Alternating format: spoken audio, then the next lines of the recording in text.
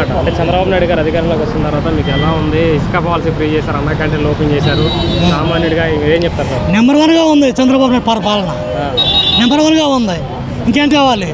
అన్నిటికీ 5 ఏళ్ళు బ్రహ్మాండంగా ఉంటుంది. మళ్ళీ వచ్చి ఎక్కడ చంద్రబాబు నాయుడు వస్తాడు.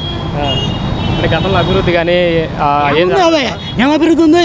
ఈ అమ్మఒడి అభివృద్ధి, అమ్మఒడి ఎత్తి సరిపోయిందా? ఇది గవర్నమెంట్ సొమ్ము తీసుకొచ్చి గవర్నమెంట్ తీసుకొచ్చి చేస్తున్నావు కదా, నువ్వు నీ సొంతలో పేలేదు కదా. గవర్నమెంట్ సొమ్ము పొలాలు అమ్మి అమ్మఒడి సుఖం, అది అభివృద్ధి అంటే ఏంటి? కంప్లీట్ అవ్వాలి మరి. సరే, ఇప్పుడు ఈ 5 ఏళ్లలో చంద్రబాబు నాయుడు గారు వచ్చిన తర్వాత సూపర్ 6 ఇస్తామని చెప్పి హామీ ఇచ్చారు, హామీతోనే వచ్చారు అధికారంలోకి. కానీ అప్పులేమో ఎక్కువగా ఉన్నాయి, సూపర్ 6 ఇవ్వాలంటే భయం వేస్తుందని చెప్పేసి అంటున్నారు. దాని మీద చేస్తాడండి ఇప్పుడు. ఎందుకంటే వచ్చి అన్నాలు 2 నెలలు ఇంకా టైం బోల్డ్ ఉంది. అప్పుడు సూపర్గా చేస్తాడు, సూపర్ 6 అమలు చేస్తాడు, కానీ టైం పడుతుంది. ఇప్పుడు ఫ్రీ బస్సులు కూడా వదులుతామని చెప్పేసి మాట ఇచ్చారు కదా సార్, ఎలా ఉండిద్ది వదిలితే? ఫ్రీ బస్సులు వదులుతాడు.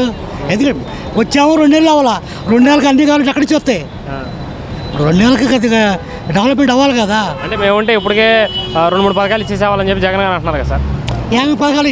ఈ పథకాలు నువ్వు డెవలప్మెంట్ పెండింగ్ కంపెనీలదే, దాన్ని డెవలప్మెంట్ పెంచు దాన్ని అంటారు. కానీ నువ్వు పొలాలు అమ్ముకొచ్చి, ఆస్తులు అమ్ముకొచ్చి, తిరుపతి డబ్బులు తీసుకొచ్చి అది డెవలప్మెంటా? గత 5 ఏళ్ళలో డెవలప్మెంట్ ఏం జరిగింది?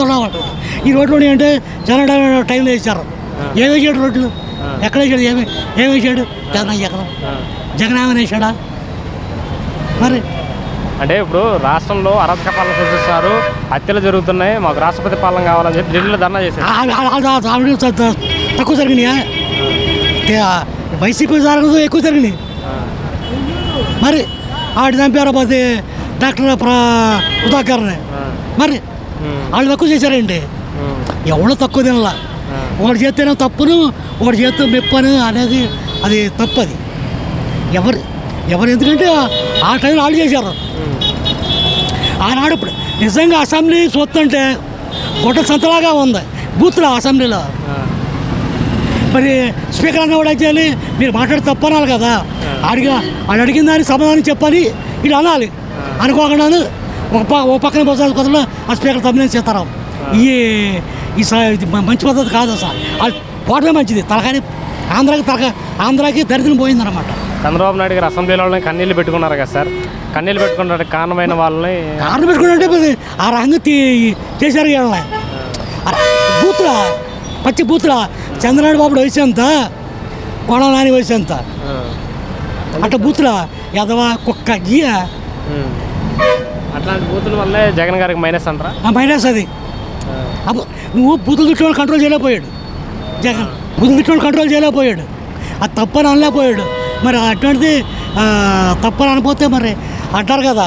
అప్పుడు పోటీ చేసిన ప్రతి చోట గెలిచారు కదా సార్ పవన్ కళ్యాణ్. మరి అంతకనుక మరి వాళ్ళకి డిపాజిట్ లేకుండా పోనీ, డిపాజిట్ కూడా లేవు వీళ్ళకి.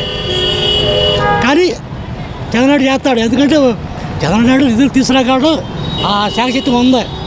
ఇప్పుడు మోదీ గారు సపోర్ట్ ఉంటాడు, అన్నీ ఉన్నాయి. జగన్నాడు చేస్తాడు.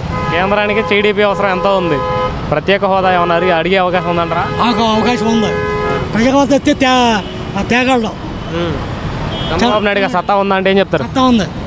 చంద్రనాయుడు అయితే దమ్ముంది, ఆయనకి మాటలో టాలెంట్ ఉంది. అందుకని ఇక్కడ కాళ్ళు రైడడం, అక్కడికి వెళ్ళి కాళ్ళు పట్టుకోవడం అవి చేయడం చంద్రబాబు నాయుడు.